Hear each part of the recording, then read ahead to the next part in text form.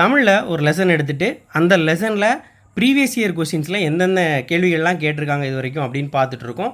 அப்படி நம்ம பார்க்க போகிற இரண்டாவது பாடம் 8ஆம் வகுப்பு 3ஆம் பருவம் பழைய புத்தகத்தில் உள்ள தேவநேய பாவாணர் அப்படிங்கிற பாடம் தான். சிலபஸில் பகுதி தமிழறிஞர்களும் தமிழ் தொண்டுமில் 11ஆவது பகுதியில் தேவநேய பாவாணர் இடம்பெறாரு. அவரை பற்றி என்னெல்லாம் கேள்வி கேட்டிருக்காங்க அப்படின்னு பார்க்கலாம். முதல்ல 2018 குரூப் 4ல் கேட்டிருந்தாங்க, மன்னிப்பு அப்படிங்கிறது எந்த மொழி சொல் அப்படின்னு கேட்டிருந்தாங்க. மன்னிப்பு அப்படிங்கிறது உருது சொல். இது நிறையா பேசு பொருளாச்சுது அந்த வருஷத்தில். இந்த கேள்வி வந்து நிறைய பேர் இது உருது கிடையாது, உருதில் அப்படி வார்த்தையே கிடையாதுன்னு சொன்னாங்க. அப்படி நிறையா சர்ச்சை வந்துச்சு. ஆனாலும் புத்தகத்தில் வந்து மன்னிப்புங்கிறது உருது சொல் அப்படின்னு அவர் சொன்னதாக குறிப்பிட்டிருக்காங்க. உருது சொல் அப்படிங்கிறது தான் விடை. அடுத்ததாக இந்த தமிழின் தொன்மையை உலகறி செய்தவர் கால்டுவெல். 2வது பரிதிமாற் கலைஞர் வந்து தனித்தமிழுக்கு வித்திட்டவர். 3வது மறைமலையடிகள் வந்து தமிழை தலைக்கச் செய்த செம்மல். அடுத்ததாக 4வது தமிழை ஆளன வளர்த்து மாண்புறச் செய்தவர் தான் தேவநேய பாவாணர். இந்த 4 அடிப்படையாக கொண்டு கேள்வி கேட்டிருக்காங்க. இந்த இதில் தமிழை ஆளன வளர்த்து மாண்புறச் செய்தவர் யார் அப்படின்னு ஒரு கேள்வி கேட்டிருக்காங்க. 2019 நடந்த EO கிரேட் 3 எக்ஸாமில் தேவநேய பாவாணர். 2023 எக்ஸாமில் எப்படி கேட்டிருந்தாங்க அப்படின்னா, இந்த தனித்தமிழுக்கு வித்திட்டவர் அப்படிங்கிறதுல பரிதிமாற் கலைஞருக்கு பதிலாக மறைமலையடிகள் இப்படி மாற்றி கொடுத்துட்டு எந்த வாக்கியம் சரி அப்படின்னு கேட்டிருந்தாங்க. அப்போ இது தெரிஞ்சால் மட்டும்தான் நம்மளால் சரியாக அதுக்கு விடையளிக்க முடியும். தனித்தமிழுக்கு வித்திட்டவர் அப்படின்னா பரிதிமாற் கலைஞர். தொன்மைனா கால்டுவெல். தமிழோட தொன்மை அப்படின்னா கால்டுவெல். தமிழை தலைக்கச் செய்தவர் அப்படின்னா மறைமலையடிகள். ஆளன வளர்த்து மாண்புறச் செய்தவர் அப்படின்னா தேவநேய பாவாணர். அடுத்து பாவாணருக்கு நிறையா சிறப்பு பேர்கள் இருக்குது. மொழி ஞாயிறு, தனித்தமிழ் ஊற்று, செந்தமிழ் ஞாயிறு, இலக்கிய பெட்டகம், இலக்கணச் செம்மல், தமிழ் மானங்காத்தவர். அடுத்ததாக செந்தமிழ் செல்வர், செந்தமிழ் ஞாயிறு, தமிழ் பெருங்காவலர் அப்படின்னு 174 சிறப்பு பேர்கள் இருக்கிறதா சொல்கிறாங்க. ஸோ இதை அடிக்கடி கேட்டிருக்காங்க. அடிக்கடி கேட்ட கொஸ்டின் என்ன அப்படின்னா மொழி ஞாயிறு அப்படிங்கிறது 2022 நடந்த EO கிரேட் 3லேயும் கேட்டிருக்காங்க, கிரேட் 4லேயும் கேட்டிருக்காங்க. மொழி ஞாயிறுனா யார் அப்படின்னு. அடுத்து தேவநேய பாவாணர் மொழி ஞாயிறு அப்படிங்கிறத ரிசர்ச் அசிஸ்டன்ட் 2023 எக்ஸாம்லேயும் கேட்டிருக்காங்க. அடுத்து அவருடைய கூற்று பற்றி ஒரு கேள்வி கேட்டிருக்காங்க. தமிழை வடமொழி வல்லாண்மை நின்றும் மீட்பதற்காகவே இறைவன் என்னை படைத்தான் அப்படின்னு சொன்னது யார் அப்படின்னு கேட்டிருக்காங்க. ஜெயிலர் எக்ஸாம் 2019 எக்ஸாமில் தமிழை வடமொழி வல்லாண்மையிலேருந்து மீட்கிறதுக்காக தான் இறைவன் என்னை படைத்தார் அப்படின்னு சொல்லியிருப்பார் தேவநேய பாவாணர். அடுத்ததாக அவருடைய சிறப்பு பேர்களை பற்றி கேட்டிருக்காங்க. தமிழ் பெருங்காவலர் இப்போ ரீசெண்டாக நடந்த 2024 குரூப் 4ல் கேட்டிருந்தாங்க. தமிழ் பெருங்காவலர்னு அழைக்கப்படுறவர் யார் அப்படின்னா தேவநேய பாவாணர். ஸோ இதே கேள்வியை 2018 குரூப் 4ல் கேட்டிருந்தாங்க. எப்படின்னா பொருந்தாதது அப்படின்னு 4 ஆப்ஷன் கொடுத்துருந்தாங்க. செந்தமிழ் செல்வர், செந்தமிழ் ஞாயிறு, தமிழ் பெருங்காவலர், இந்த 3மே ஆப்ஷனில் இருந்துச்சு. அது போக இலக்கிய செம்மல்ங்கிற ஆப்ஷன் கொடுத்துருந்தாங்க.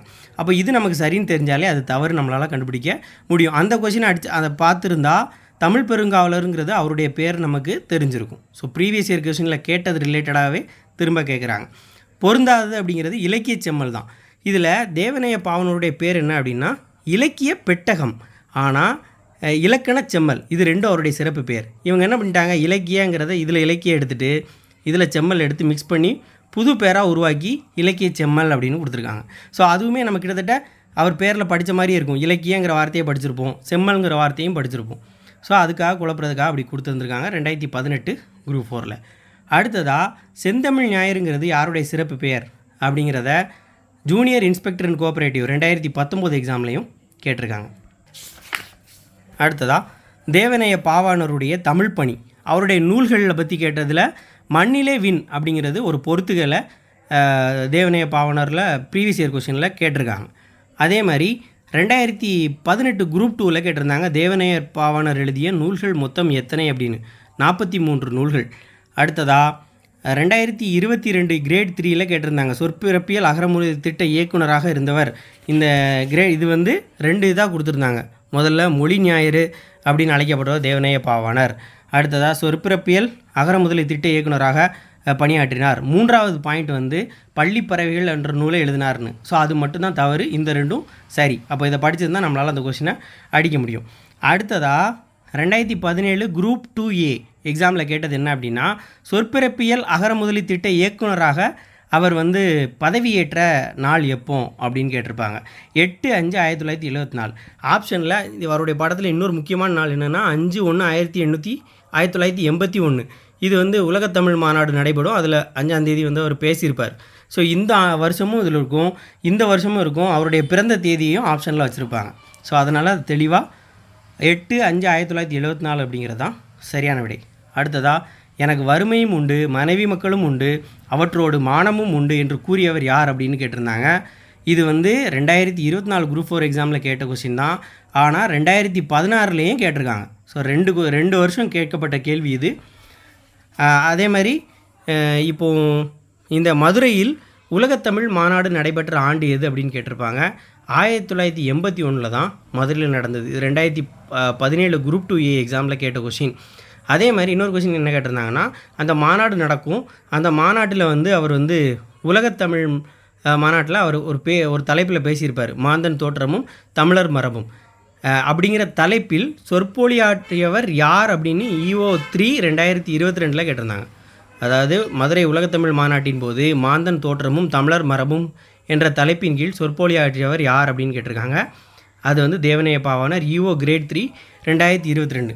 இந்த குரூப் 4ல் 2 கேட்டிருந்தாங்கல்ல. ஒன்று இந்த எனக்கு வறுமையும் உண்டு, மனைவி மக்களும் உண்டு, அதோட மானம் உண்டுன்னு சொன்னது இந்த குரூப் 4ல் கேட்டிருந்தாங்க. அது இந்த குரூப் 4ல் கேட்ட 2 கொஸ்டினுமே ப்ரீவியஸ் இயரில் அதுக்கு முன்னாடி கேட்டது தான். இது 2016லேயும் கேட்டிருந்திருக்காங்க. அதே மாதிரி தமிழ் பெருங்காவலருங்கிறது இந்த குரூப் 4ல் கேட்டது, அது 2018 கேட்டிருக்காங்க.